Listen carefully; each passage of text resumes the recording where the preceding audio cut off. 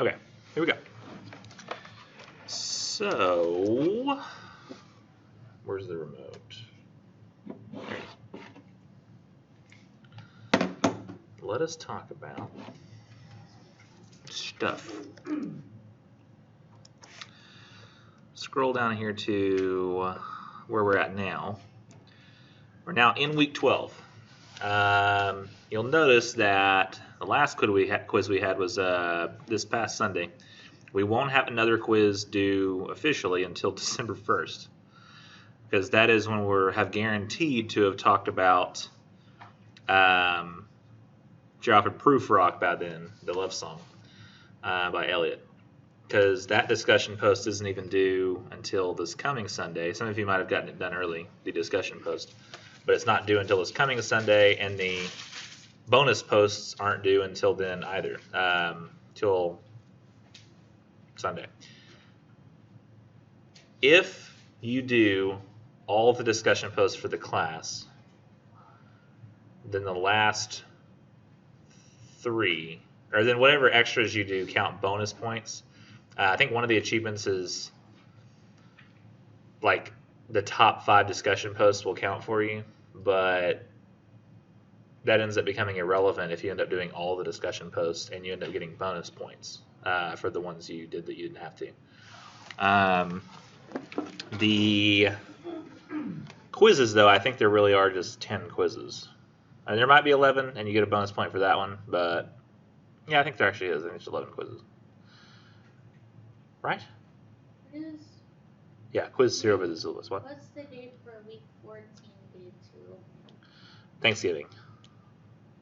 Maybe like the date? Yeah. 27th? Are they off for 2 days that week, or do we get one previous the day before it? I'm getting there. I'm getting there. I'm just not there yet. Then this coming week, we're talking about. Oh yeah, so today the plan is to talk about the research paper. The other class, we ended up talking about it basically the whole time, and I realized too that we really haven't gone over the research paper to talk about like what it does well, what you should be doing. So while we could talk about some of the Frost poems, well, I know we finished all the Frost poems, didn't we? Yeah, we're the ones that actually did it, so we wouldn't have to do that all. We can just do the research paper. And the reason I think it's so important to talk about is because next time is when we have the peer review, the research paper peer review in class. Do we have to have that finished? Huh? Do we have to have our essay finished by that time? Well, I'll talk about what exactly needs to be done on there in a little bit, but I'm not expecting that every single person will have their paper completely finished for that, because it's not technically due until that night.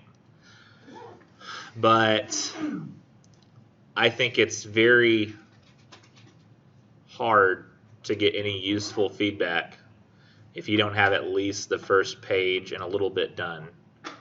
But I'll tell you what I think makes it useful to have that particular part done once we get to the sample paper reading. Because I'm going to read through that paper.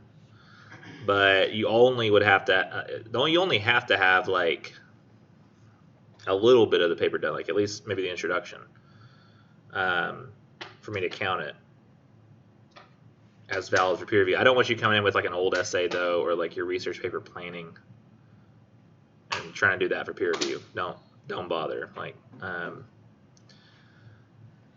if you're gonna do that, but yeah, that is next time in class. And the reason I don't have you do it after the paper is due is because then I don't really see the purpose of doing a peer review to help you make changes before the paper is due when the paper's already been due.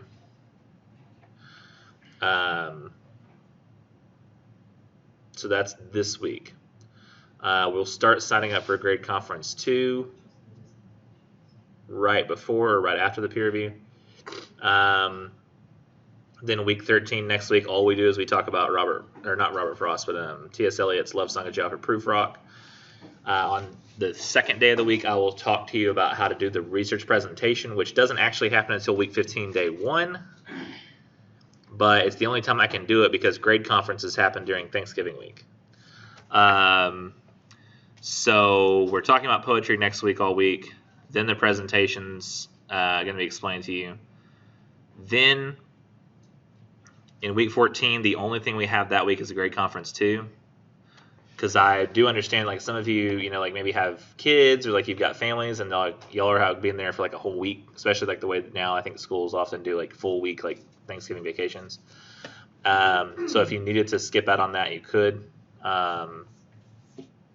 Just have to set up another time to do it with me. Another time if you want the achievement, but if you just want the sheet, you can come get it when you come back, because I will not have those sheets done before that day, probably like 5 minutes before class. So usually working on something that I can make better on those sheets. I never feel like I'm done with it. I'm one of those people, like, I just never feel finished with something. I just always find something else I can tweak. And then we have presentations in week 15. Oh, by the way, there's no class on Thanksgiving, but we do have class that week. In all classes, it should be on Monday and Tuesday. Do they though? Mm-hmm. Depending on whether or not Trump was.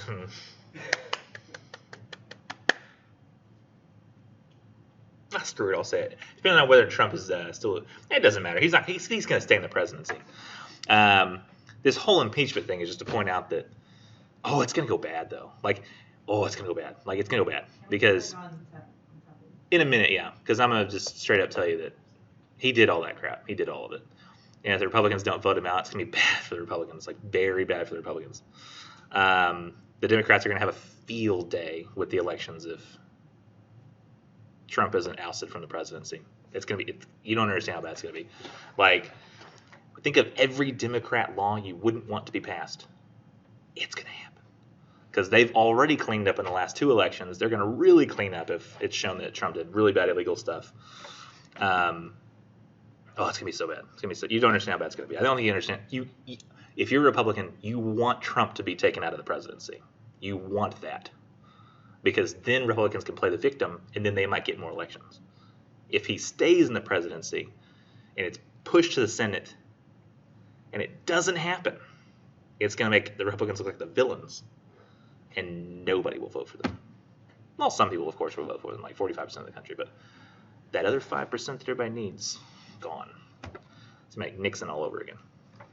Okay, now we can get back on track. Let's see.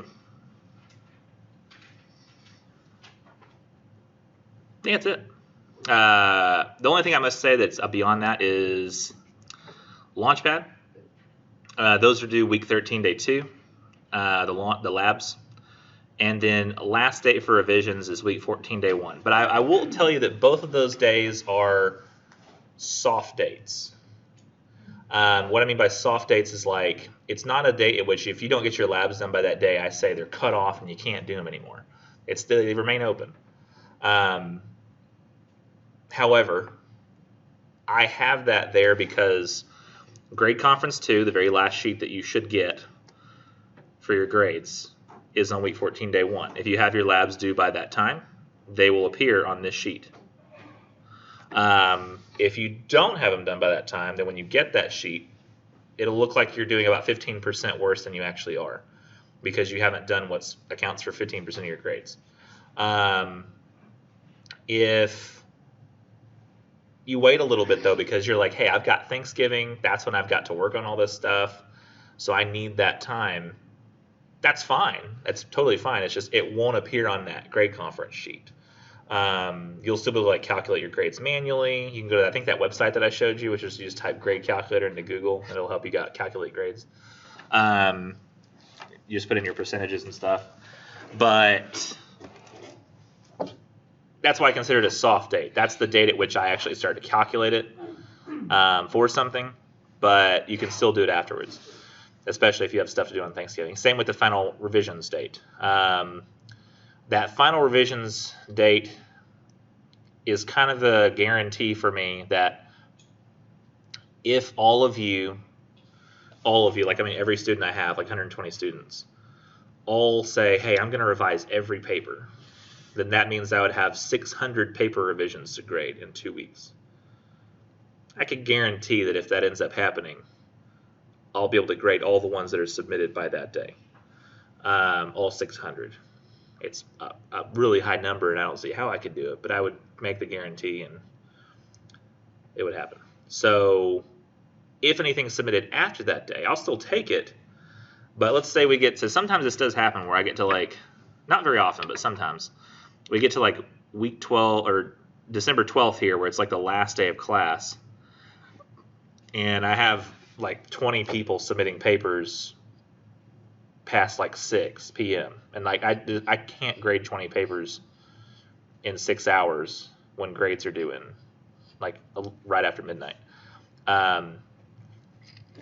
So there is a risk as we go to like the last day or two of the course that I won't be able to get things finished if you wait that long. But in the last 2 weeks, I'm still taking stuff. So I'll still take revisions if you want to submit them. Just be aware that it cuts down on my ability to do a good job grading it, or in some cases at the very, very, very end, being able to get it done at all. And I will not be grading anything over Thanksgiving break. That's one of the guarantees I have for my wife, especially since the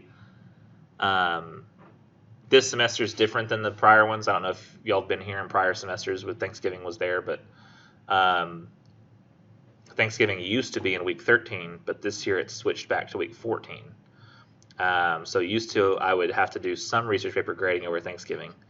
This time I shouldn't have to, because I should be able to in the this coming weekend start grading and get them all done over the course of next week, and then by the time that Thanksgiving break technically starts, I should be done with all the research papers that have been submitted. Usually I have far less research papers submitted than are actually due by people. Like I would say that of the 120 students that I have right now, I'll end up getting 50 research papers, maybe 60 turned in on time. So I really won't have that many to grade. And by the way, the very first thing I do, I want to show you real quick, because I have Magnus Baraka has submitted a few papers, just so you're aware of how I approach this.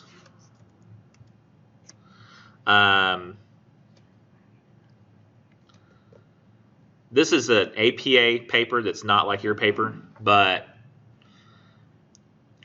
the first thing I do on any paper when I go to grade is I first check to make sure there's a references page like this, that it has the correct number of sources. In your case, it's not actually 5, it's 6, because you have to have the textbook as well, and the story or poem you use from it. But what I do is I click on this window here and I hit Control F, and it brings up a little search window. And then I search to make, I search to make sure that every single author mentioned on the citation page is also mentioned inside the paper. Once I've done that for every single source to make sure they're mentioned at least once,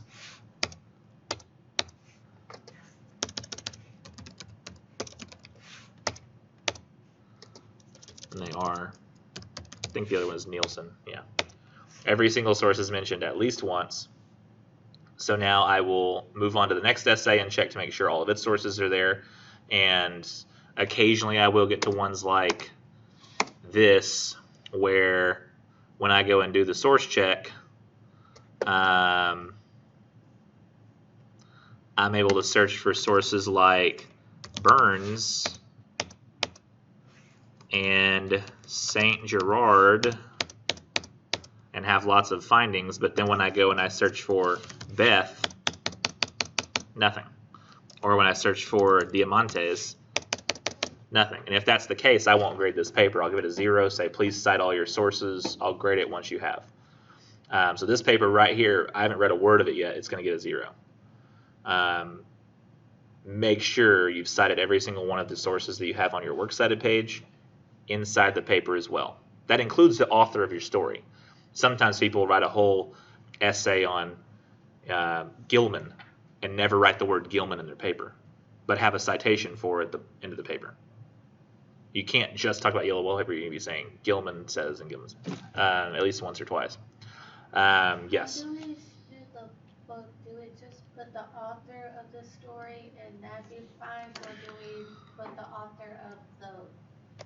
It depends on how you mean. Do you mean in the body of the paper, or do you mean on the citation page? On the like with the I know the citation page we have to do the whole entire book, but whenever we go into writing the actual essay and reference the story, do we have to put the author of the story or poem, or do we have to put the author of the whole entire book?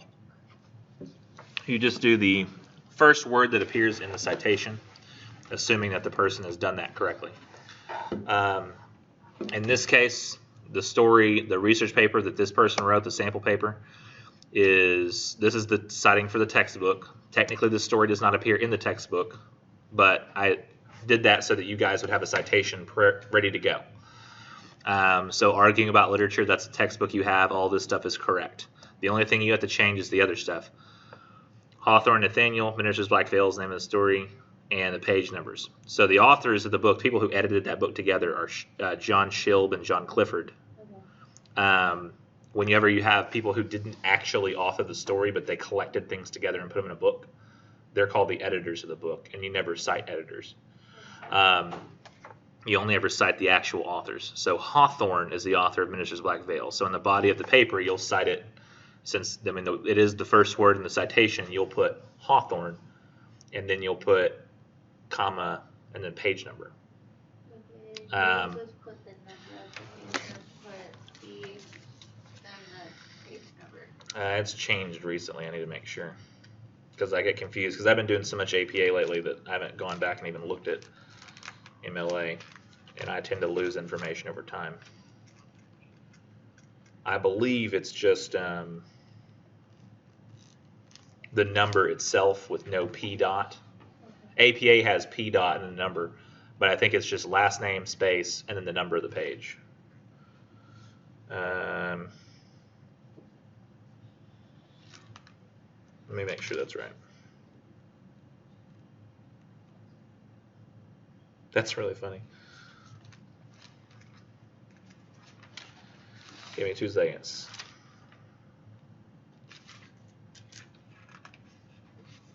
Oh, what is it's got like a thing, right?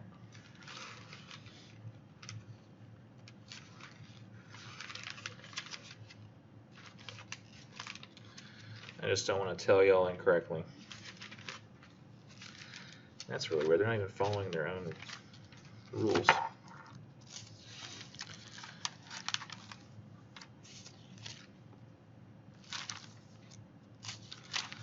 Oh, for heaven's sake. Synthesizing sources.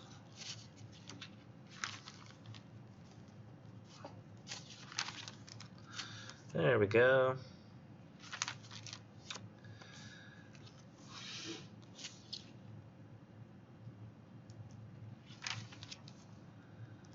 Yeah, I was right. It's just last name of the author, so Hawthorne, then the space, then a page number. So no comma, no P dot to stand in for page, no year. Okay. APA has all that stuff, but MLA is just going to say Hawthorne 331. That's it. While I knew that to be the case, I never trust myself. Never trust yourself.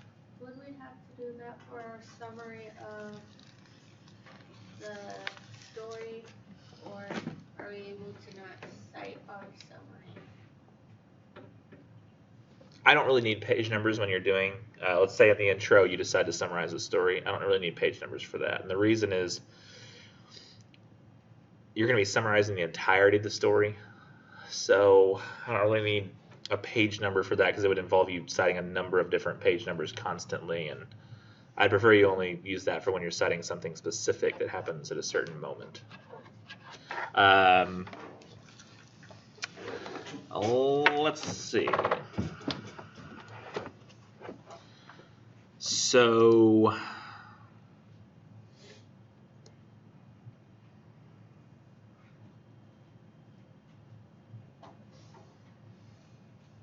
think that's everything for the scheduling. And the very next thing I wanted to do was talk about the research paper, which we've already kind of started doing. But we've already done the stuff that is choosing a reading and a real-world issue. We've already done the planning.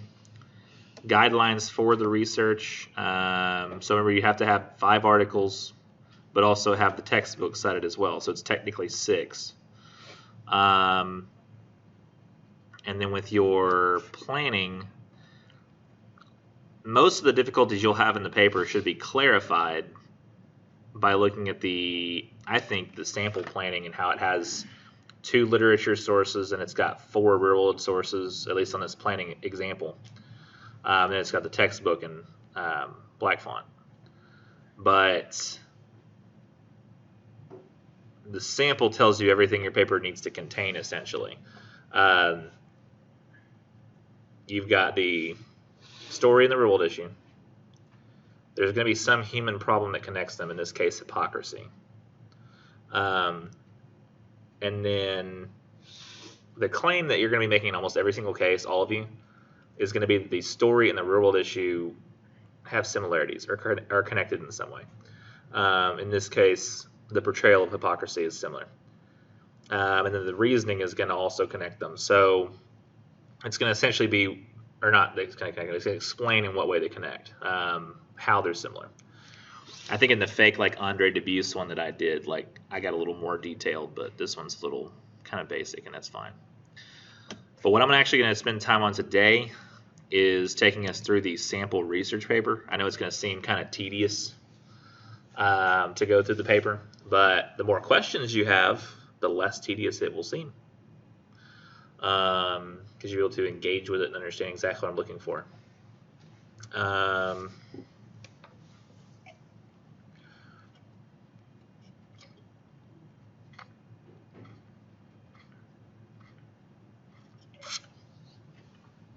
Sorry. So what I think you should have with you for research paper peer review day is the introduction to this paper. I will ask first. So the introduction should, when I say introduction, I mean the introduction to the paper, including the thesis. And where does the thesis usually come in a paper? And see, I heard 2 different answers. I heard at the end of the first paragraph and at the end of the introduction. And those 2 things are not the same. It might sound the same, but in this case, this paper, you actually need an introduction that's about 3 paragraphs long. Most papers have this single introduction. In English 1301, every single paper we had a 1-paragraph introduction. But this paper needs 3 separate things introduced, really. You have to introduce the story because in no way is it actually related to the real-world issue. It shouldn't be. In this case, we have Minister's Black Fails, so you have to introduce the story to the reader. You have to introduce the idea of the Westboro Baptist Church to the reader. And to, what's the word I'm looking for? I guess assist is the best one right now. But to assist the reader in understanding how those 2 are going to even be looked at together, you have to introduce the human problem as well. This student I've seen did it the best, so I think it'd be best to approach it in this way. Introduce the human problem, then the story, then the real-world issue. Then finally, after all of that, you can do the thesis. Because, I mean, think about how hard it was for me to explain to you the concept of the paper, right? I mean, when I first came up with this paper, it was like, it's hard even to explain. It's going to sound awful. This is not meant to sound this awful. I'm sorry, it's the only example I have. I probably should use a different one, but I can't come up with anything at the moment.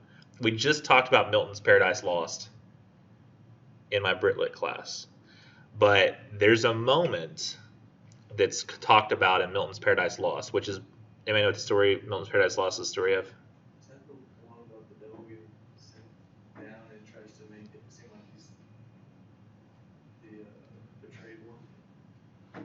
Kind of. I mean, I don't know if he makes it seem like he's the betrayed one, but definitely the devil gets sent down to hell, along with a third of heaven, who become like demons. But it's also the story of the fall of Adam and Eve. So it's Satan being kicked out of heaven, and then Adam and Eve eating the fruit. Weirdly enough, when you read the story, while it is totally accurate to not totally accurate to the Bible. I mean, of course, there's lots and lots of detail. Adam and Eve only takes up 12 chapters of Genesis, which is not but like what, maybe 4 pages of the Bible, if that. The Bible's pretty. I don't know if the Bible's pretty big. It's like that big. I remember the pages are like. Like tissue paper. They're so thin. Oh, I just put myself in the eye. That was weird. It's God telling me don't talk about this. But in that story, it's really weird, but you would call Satan, and I think Eve too, an anti-hero. They're heroes based on the way that their stories are constructed, but the things they're doing aren't, by our accounts, heroic. But they tend to go through what you would call the hero's journey in the story. They're the ones that we're seeing from their perspective. They're the ones that we're seeing make creative decisions, and they go on adventures, and they are the ones that act instead of being reacting to. Think of Dexter. Remember that show Dexter? It was about a serial killer, but he only killed unsolved murderers or something like that. So we're supposed to root for a serial killer, essentially, or Breaking Bad.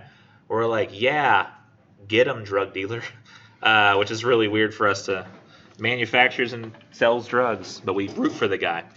So weirdly, when you read like Paradise Lost, Satan is set up as sort of the hero because he starts out in hell. He's been cast down by God, who's painted as a tyrant.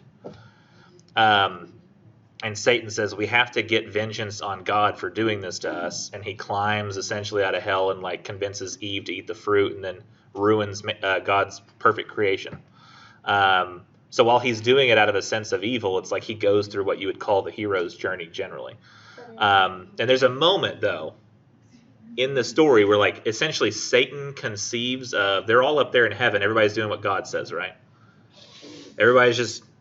And this is the whole point I was getting to. So here's where I'm actually saying something relevant. I had to give some background. But Satan is up there and everybody's like, all right, God says do this. God says do that. God says do this. God says. But Satan goes, wait a minute. God always tells us what to do. And he always says what we're supposed to do. And so we do it. But what if we didn't do what God said? And at that moment, the idea of sin was created, and like there's all these explosions of things that are happening, and some of the angels hear and they go, yeah, what if we don't do it? And like we'll not do things that God says with you, and then it becomes this whole thing, and they get cast down to hell. Basically, from the idea of conceiving of something, the brain sort of like almost explodes with all these different possibilities that you can't even conceive of in the moment. It's happening so quickly. That was kind of how when I came up with this paper idea, like the idea for the research paper, I was like, wait, what if they take literature and relate it to the real world, but not the stuff that's in the story, other things, because they're relating the themes, not the subject itself. And my brain was like, and so I feel like that y'all's brains must be doing something similar when I'm first explaining the concept. I'm like, there's a human problem, there's a story, there's a real world issue, they connect. And you're like, okay, cool. So like Yellow Wallpaper, Gilman, and what it says about women's mental health can't be the same subject from the story. What? Yeah, it could be like Yellow Wallpaper and like artificial intelligence's effect on teenagers. What? Like it's like, how do I don't know, what the hell are you asking for? Is kind of what I imagine it must feel like in the beginning. But as it slowly starts to come together in your mind, you feel all the pieces fit, and you go, oh, I got it. The thing is, you have to let the reader get it in a page. And I mean, that's too short, right? But that's why I think that the introduction has to be so long, because you're essentially having to get the reader to understand this complicated concept that took you a while to get into, the basics of it, in a page. And I think an introduction, one paragraph like that long would be too short. Like, hey, I'm going to talk about Ministers Black Veil in Westbrook Baptist Church and how there's hypocrisy. Let's go. And they're like, wait, what? Who? When? What story? How? And so there's just too much to do that quickly. So this paper has one-page introduction, does not even mention the thesis until here. So I'm going to show you how he guides toward that. I think it's easiest done if you have the human problem that connects it to, then the story, then the real-world issue, then you throw them all together. This part, we're gathering ingredients, then we actually start cooking. No? The Okay. thesis is after the first 3 paragraphs. Mm-hmm. He puts it at the very beginning of the 4th paragraph, which I still feel to this moment is not ideal. I don't like the thesis being the start of a paragraph, but that's what he did, and I still like it. So while it doesn't feel right, it still seems right on the surface. Do you want us to put our thesis at the end of the paragraph still? That wouldn't bother. Because he does it at the beginning of a paragraph, and if you feel comfortable doing what he does because he did it well, that's fine. I don't even know what he would put in the beginning of a paragraph that contained that thesis. I don't know. Like, it can't come at the end of any of the other 3. I don't know what else there is to introduce before mentioning the thesis in a paragraph that was on its own. I don't see what he would add. So, to me, while I don't like where it is, I don't know where else to put it. It's just sort of like there, but I mean, there's nothing else to do. If anybody ever came up with another way of doing it, I would literally add sentences to this kid's paper based on the way that the other student did it so that I could understand how to do it better. But I have not seen yet how to do that. I think this might actually still be the only paper, maybe. I may be wrong about this. The only paper I've yet to give 100 on. I think I've given one on the research paper for 1301, critical evaluation, or critical analysis, the evaluation census. I have not, however, I don't think, ever given 100 on this paper. Because of how complicated it is and how complex. I mean, I may have, but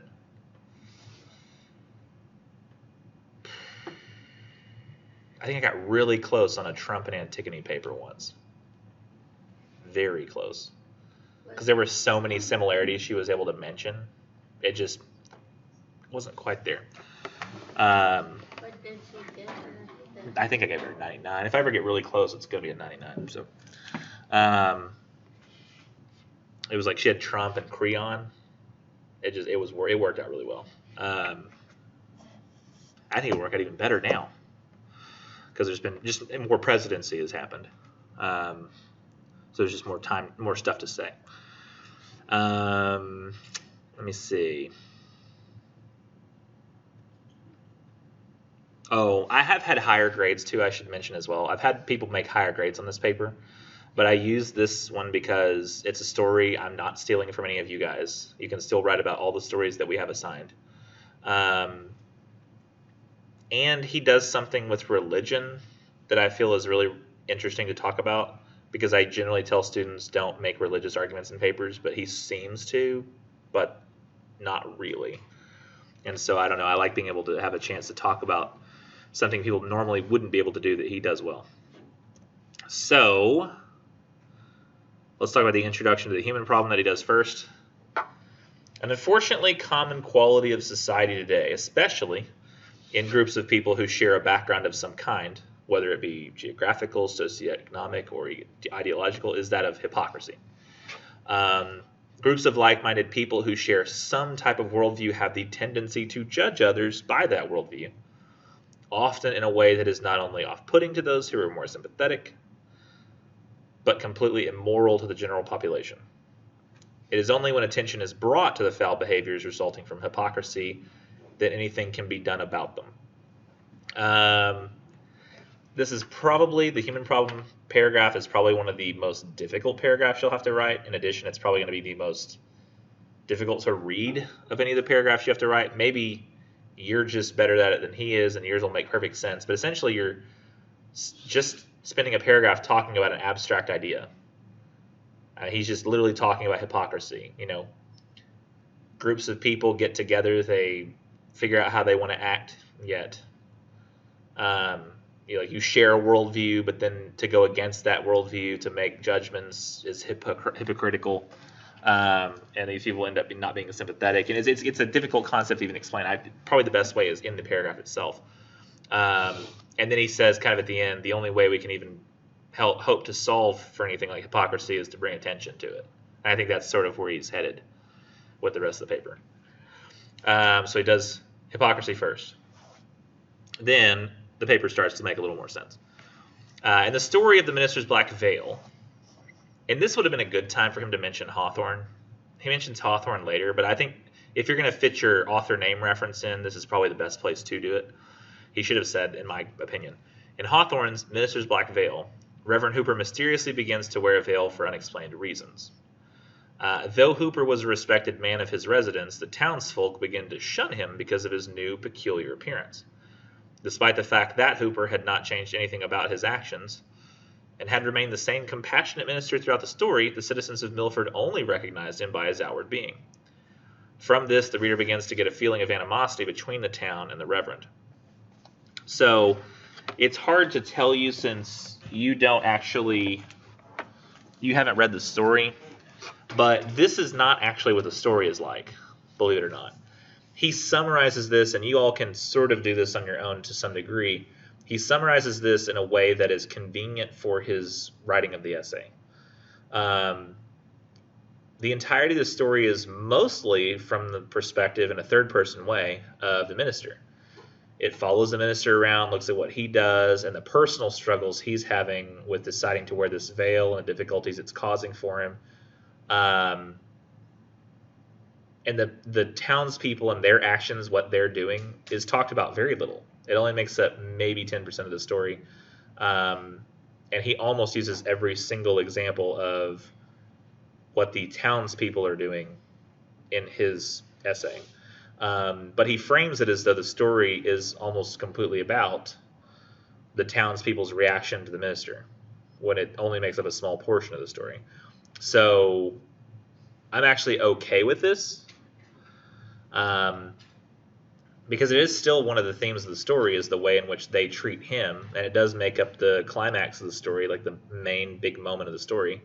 So I'm okay with him doing that. In this case, when he does cite something, he's not actually citing Hawthorne, he's citing Ferris. It's another article. He's citing that author saying that there's a feeling of animosity between the town and the Reverend. So he's citing that literary article that makes that point. So that is the story being summarized in a way that's convenient for him, that the reader can still understand. That sort of makes you feel where he's kind of could go with hypocrisy. Then you have the Westboro Baptist Church, and he summarizes that as well. In modern times, the Westboro Baptist Church has begun to publicly persecute those that they see as unholy and sinful. The church came into the public's notice whenever they protested the funeral of Matthew Shepard, who was beaten to death for being a homosexual. Since 1991, the church has held over 41,000 protests, picketing events ranging from military funerals to high school theater productions. Over the years, they have continued to show their disdain for those who stray against the Calvinist faith by provocatively voicing their God Hates Fags campaign. So he just gives some background on the Westboro Baptist Church, who they are, what they do that's somewhat hypocritical, without saying anything about hypocrisy yet. Because in neither one of these situations, the story or the real-world issue, has he mentioned hypocrisy. He's leaving that till the thesis and then subsequent explanations. And finally, after all of that, we have Hawthorne's portrayal of the hypocritical townsfolk in the Minister's Black Veil is nearly identical to the protest of the Westboro Baptist Church. And then here's the how. In a sense that both claim a profound level of morality, yet only notice when others around them commit sin, never themselves. And that's the way in which they're being hypocritical. So the townspeople in the town, they claim, hey, this minister, he's shown up with this veil on. What's wrong? He must have done something wrong. when to point out his problems, they have to be gossipers and they have to like essentially go against their own teachings to make those judgments. And the same happens with Westboro Baptist Church, where they have to essentially be hateful in order to spread God's love, which is really messed up.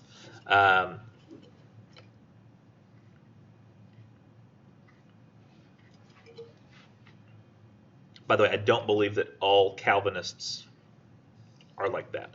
Just so you know. Uh-oh. We still have internet? Now I'm actually going to, and it helped in the other class because they could ask questions about it, and it might seem boring, and it is, but only because you don't care about it. You care on an intellectual level, not like an interest level, right?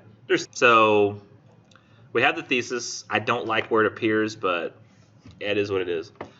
It could almost appear as its own paragraph, but that's just so wonky looking that I don't really want to. And he jumps right into the argument. So he says, the minister of Black Veil, Hooper's in conflict with the townspeople, though there has been no provocation. Hooper essentially minds his own business while bearing his veil, while the town around him persecutes him for acting atypical. This is no different than the God Hates Fags protest by the Westboro Baptist Church. The church purposefully and harshly protests out on the streets against homosexuality by damning gays to hell and throwing out derogatory insults. The church purposely advocates their hostility toward homosexuals, even though they have done nothing to offend or harm them. Though the Westboro Baptist Church may have a more extreme way of persecution, it is essentially the same as the townsfolk and the ministers of Black Veil. This is because both show disdain for one who goes against a societal norm.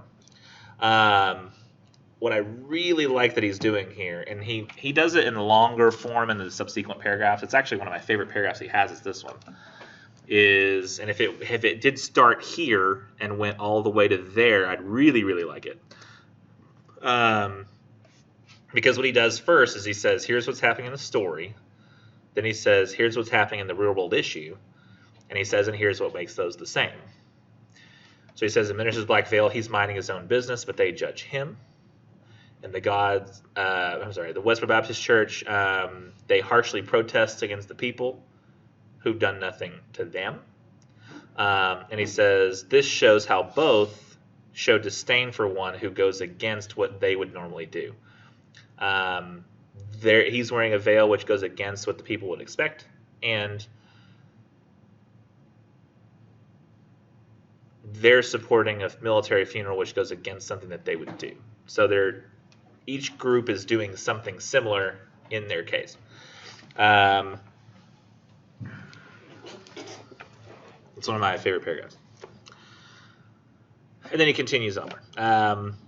It gets a little clunky after this because he goes on too long in some ideas, I think, instead of being a little more succinct. But he's still doing what he's supposed to be doing, just at length. In the minister's Black Veil, Reverend Hooper attends several events at which he would normally be allowed to or even encouraged to attend. However, because of his new appearance, the townsfolk gossip about him and question why he is even needed at such places. One of the events that Hooper attends is a funeral. I got a little worried here, to be honest. I thought I was going to, oh no, you're going to tell me that he's going to point out that the Westboro Baptist Church goes to funerals, and guess what? So do the people in the story. Funerals. I thought he was just pointing out a surface level similarity. You know, like a story about somebody who has a birthmark, and then they're like, oh, this person has a birthmark, and so does this person. Or, I don't know. Or yellow wallpaper, she has a bed, and women in real life have beds. You know, it's kind of like a surface level look. They both have a thing. I wanted like the way things work to be similar, not just what they have. But he does go on and he shows me that I was wrong to distrust him. This is similar to the Westboro Baptist Church because they frequently protest at military funerals. Still worried. However, the church does not resemble Hooper for their attendance at such events. Oh, okay. But instead the townsfolk. Hooper attends the funeral out of moral obligation. He sits and pays his respects to the dead without a word to anyone around him. All the while, the townsfolk gossip about his veil. This is a highly inappropriate action for a funeral, which is meant to honor the passing of a life. The fact that these citizens cannot rise above their impulses to berate Hooper, even in a situation of unfortunate circumstance, shows that Hooper has the most morality of all of them. That's why he went on long, because he needed to make that reference. He does not attend the funeral and bring high attention to his veil by vocalizing his aggravation at the town for shunning him. He doesn't even mention a word about the hypocrisy of the town. He instead sits and does not say a word. So he's pointing out what Hooper does at the funerals. He goes, he's respectful, and they talk about him, which is inappropriate. So you can already kind of see where he's going with that, is that most of the people who go to those military funerals, they go, they sit, they pay their respects, while the Westboro Baptist Church talks about them, which is the same as what happens in the story. He says, this very idea is what happens at the Westboro Baptist Church who's protest funeral. On one side, you're the family and the friends of the deceased who have come to pay their respects. So why did I even do that? He's already doing it. I had no reason to summarize what he was going to say. He's about to say it. On the other side, you have the belligerent church members protesting the ceremony. Family and friends mirror Reverend Hooper because they have attended the... Also, by the way, you don't have to use the word mirror over and over again. He does this a lot. Happens a lot. They've come to pay their respects and say goodbye to their loved one, just as Hooper had in the minister's black veil. Again, I still really, though, like how he always explains in what way they are similar. Not just pointing out, not just giving me a situation and giving me another situation, but explaining what makes those situations similar. They've attended the funeral claiming morality just as the townsfolk had, but in actuality had defiled the ceremony by insulting the dead. Both the Westboro Baptist Church and the townsfolk had attended their funerals claiming to be something that they simply were not. In the minister's black veil, the townsfolk claim to be moral because they have merely shown up for a funeral as a decent person would, apparently. However, they quickly ruin this notion by gossiping of Reverend Hooper, something that a moral person would never do at a funeral. Although I'm assuming it happens a lot, right? Weddings, really, but funerals probably too. Don't you think? I feel like I've gone to a funeral that wasn't that dark. You know, like when somebody dies and they're like 99. You know, nobody's like, why, God, why? I was like, well, you know why? 99. That's a lot of years. It's way more than usual. It's like they got bonus years. You know, it's like they got life and the DLC. One giggle. You need to play more video games. You don't play enough video games. And if you say, well, that's a waste of time, well, video games, especially first-person shooters, help old people keep their mental acuity. Did you know that? Because you're in the perspective and it helps you calculate. Also, reading will keep you alive longer, or at least help you keep your mind. They've actually done research on that I know. reading actually helps you, helps prevent people from getting dementia and Alzheimer's easier. Yes, it does. So all those students I've always had that have been like, I ain't never had a reading book my whole life. Well, you're not going to have to think about anything either later when you're in your 70s or 80s. Your brain will just leave. And it's like, I'm not being used. I'm out of here. And then they're like, when's my daddy coming? And you're like, oh, your dad died 80 years ago. It would seem like I'm being cruel if that wasn't exactly what was happening to my grandmother right now. Where's my daddy? My dad's like, he died a long, long time ago. She goes, oh, okay. Who are you? I feel bad for my dad. It's hard for him, too, because he's an emotional person, you know? And I'm not saying my dad's not rational. It's just that he's more emotional and I'm more logical. And my dad, that someday happens to him, I'll be like, this is just a psychological process that's happening. There's nothing you can do about it. But he sees that as he's being forgotten. Like he's not been memorable enough. I feel bad for somebody who thinks that way, because it has nothing to do with him at all. I feel bad for anybody who feels that way. Never feel that way. Somebody in your life is going through dementia or Alzheimer's. It's not your fault. Couldn't stop it. Maybe make them read books. Might help. Other than that, that's something you would have had to have done in the past. Like my great grandma, 99, no mental problems, read books all the time. Grandma, 70-something, losing her mind. Didn't read books ever. A lot of TV, though. Just push the brain right out. Netflix. Oh, and Disney Plus came out, y'all. Disney Plus came out. Excited. Are you excited? Yes. My wife keeps wanting to buy these Blu-rays lately. She's like, I want to buy these Blu-rays. Like, we need Finding Nemo. It's scratched in the middle. I'm like, honey, let's check and see if it's on the Disney Plus first. It's coming out. Guess what? It's on the Disney Plus. We have it again. Saved money. Lots of money. Like $80 not buying DVDs that she wanted to buy because Disney Plus. But this. In the Ministers of Black Veil, townsfolk claim to be moral because they have merely shown up for a funeral. However, they quickly ruined this notion by gossiping of Reverend Hooper, something that a moral person would never do at a funeral. The Westboro Baptist Church claimed to be moral when they protested several military funerals because they claimed, our attitude on what's happening with the war is that this Lord is punishing this evil nation for abandoning all moral imperatives that are worth a dime. I don't know why I felt like she should sound like that. However, the church failed to notice that their actions of protesting robbed several families of having a peaceful goodbye with their beloved family member. Their actions have only defiled funerals instead of setting them right as they believe they've done. Because it really is sort of, like that. While they might think that they're right about this, they're taking away that family's chance to peacefully say goodbye to somebody. They're pulling out somebody's speck before taking the log out of their eye, as the Bible says. And this is about the Bible. They should know. So, Ministers of Black Veil, when Reverend Hooper's on his deathbed, he makes a broad statement that finally sheds a glimpse of light on the reasoning for his veil. Hooper states, "Why do you tremble at me alone? Tremble." He's we're wearing this thing for 30 years at this point, I think. He put it on one day, and just like 30 years, he wore it. Have men avoided me? Women shown no pity? Children screamed and fled only for my black veil? What? But the mystery which it obscurely typifies has made this piece of crepe so awful. And at this point in time, Hooper has finally become angered that townsfolk has only judged him for his veil. He points out that he is still the same man beneath what he bears on his face, yet they still continue to shun him. Hooper is baffled by this and even goes on to say, I look around me and lo, on every visage a black veil. And what Hooper means by this is the townspeople have judged and berated him so harshly that they've forgotten to look at themselves. I wish he had done a little more explanation here, is that minister puts the veil on his face one day, right? He's wearing it. Everybody's like, why is he wearing that veil? Like, that's messed up. What did he do? Did he kill somebody? Did he have sex with somebody else? Blah, blah, blah, blah, blah, blah. And it turns out he was doing it as a symbol for the distance that we all create between each other, the lines we put, because he's wearing the veil from his perspective. Everybody else is wearing the veil. They've separated themselves from him, from God, by the lives that they live and the secrets they keep.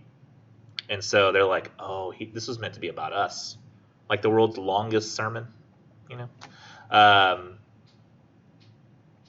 rough life for him too. So I wish he'd sort of done a little more explanation for exactly how it was showing that. But so in the story, there's definitely some closure there, right? They understand what they've done. The problem is Westboro Baptist Church, we don't have that. That's what he goes on to say. Similar to the Westboro Baptist Church in the most blatant way, they're a church that commits actions that are nearly categorized as hate crimes. Most people go to a church to seek salvation and escape persecution from the hate of those around them by the divine and universal love of God. However, this church goes out of their way to persecute and condemn others, which is quite the opposite of a usual Sunday worship. I'm just going to skip the whole thing that I said in the other class. That's going to take too long, and I'll have to cut it out. Yep. The message behind Reverend Hooper's deathbed statement is that the townspeople were indeed being hypocritical of their faith. They were claiming that they were decent people, yet they continually judged Hooper even after his death. Westboro Baptist Church fits this same profile. They claim to be devout followers of God, but they commit actions such as stomping on the American flag at a military funeral, defiling the dead, their country, and the faith that they follow so radically. And by the way, I must point out, if people think that it's not very Christian to stomp on the American flag, that's actually not true. America is not Christianity. Additionally, it's not illegal to stomp on the flag. It's not illegal to burn the flag, just so you're aware that that is protected speech. If I go out here right now and I climb that flagpole and I burn that flag, have I done something illegal? Yes. Yes, because it's vandalism. They bought that flag, not me. But if I burn my own flag that I purchased, is that legal? Yes. Especially if it was made in China. It probably was. That's why the only reason I said that. So, isn't it funny? Other countries are making flags for other countries that support different world. It's so wonky. Huh? That's sad that I had to actually try to find. You had to go on Amazon and you're like, God damn it. I actually found it in store luckily. Oh, really? Okay, that's good. It'd be funny if you're like, But I wouldn't look Is for there it. like a cheaper flag, like the one that's like less money? And they're like, yeah, but it's gonna be made in China. Still look the same. Yeah. Does it meet the qualifications? Like, is it exact? Like in the geometric? We're not sure. The decision-making process somebody has to buy their flag when it should be American. Even of the one thing you buy, if you're gonna buy one thing, it's American. Buy the flag from. I just spit on my screen. So I really wish he had gone to a new paragraph here because he goes to a different topic. Both the ministers of Black Veil and the Westboro Baptist Church go against their faith by even going against the words of the Bible, which will be considered divine law. In the ministers of Black Veil, the townsfolk blatantly go against the verse of John 7:24, which states, "Do not judge by appearances, but judge with right judgment." This shows that the townspeople defiled their own faith by either purposely ignoring the verse to judge Hooper or not knowing the verse at all. Either way, the townsfolk went against the Word of God, making the same, if not worse, than Reverend Hooper, along with making a mockery of their faith. And then the Westboro Baptist Church goes against the Bible verse of James 4:12, which states, "There is only one lawgiver and judge, he who is able to save and destroy, but who are you to judge your neighbor?" This shows that despite their claims of high morality, they fail to follow their own faith. The church continually condemns people to hell and states that God hates them, but they fail to realize that the Bible states that only God himself can make such decisions and statements. So along with the townsfolk and ministers like fail, the Westboro Baptist Church fails to comply with its own faith and makes a mockery of it. Now, I remember, those of you who had me in 1301 would remember that I said don't make religious arguments in papers, correct? Is anybody in here wondering how this was able to get past my censors? Yes, because he approached it more logically than, I don't know any other way to explain it, but he approached it logically. He basically said, here's the rule, book. Yeah. He didn't say his opinion, he didn't say people feel, he said, this is what is stated. They obviously didn't do it. Right. They looked Exactly. at it face value. Exactly. It's sort of like the way you can kind of test this is to go and think to yourself, what is the writer of this paper's religious beliefs? What does he think? What does he think about? Is he a Christian? You don't really know. You know that he's aware of Bible verses, and this may have. I think this is in the day of technology where he could have gone to Google and been like judgment. He could have just typed in the word and been like found one. But I do think that he at least was knowledgeable of the Bible enough to be able to work with it. However, I don't know if he was a Christian, nor do I know if he approved of Christianity. I shouldn't know that because it's irrelevant to the argument he's making, which is this: that both of them use the Bible as the rule book. Both of them are breaking this verse. Both of them are breaking their own rules. And that's all he's saying. Then that makes them hypocrites. Then he sums up the paper, which is a lot easier on the conclusion. You don't have to do a reverse intro where you're doing everything in order and as much detail as before, because you've already kind of established. This is one of the reasons why I love this paper, because it really does truly show a lot more about the way composition works. And I don't just mean this paper, I mean the assignment itself, about the way composition works as opposed to like a normal 5-paragraph essay that people learn in school. Is the intro is always equal to the conclusion and does exactly the same stuff. But in this case, you have to introduce a lot of things. But once they're introduced, you don't have to conclude a lot more about these things. I mean, the conclusions can be just as short as a normal introduction would be. Because he says, the townsfolk in both resemble each other because they fail to directly comply with their faith they seem to have profound morality for. They blatantly judge others around them, try to play the role of God. Despite the fact the Bible distorts their faith, states that only God can determine the fate of people, both of them choose to ignore the Bible on several occasions. And this not only makes a mockery out of the religion that is followed, but also creates hypocrisy. So he hits the human problem, he hits the story, the real world issue, does it very simply and quickly, and kind of goes over all of his arguments really too, in that little tiny span of a paragraph. But it would have been very hard in the beginning to start the paper off as short as that, right? Because you've got to establish so many things before the reader even understand what's going on. And I do have you do this for me as like a planning assignment, like a thesis. But I honestly don't remember everybody's thesis off the top of my head. I mean, I will maybe sometimes after I start reading the paper go, oh, I remember this one. Yeah. But it should be enough that even if I hadn't read the story before, and I wasn't aware of the world issue, you should give me enough background where I could understand it. And now I've told some people, I think in some cases where I'm not familiar with an issue, like if you're talking about something that's happening in a foreign country, and I'm like, I don't really know what's going on in Bolivia. I'm sorry, I'll need more explanation. You'll have to provide that, but for the most part, I don't have to do it. So does this sort of help explain like what it is exactly I'm looking for? Like he's finding moments in the story and the real world issue that relate, not just talking about how they relate as a whole over and over and over again. That's usually what happens to people that gets them tripped up, is instead of going moment by moment and looking at logically what's going on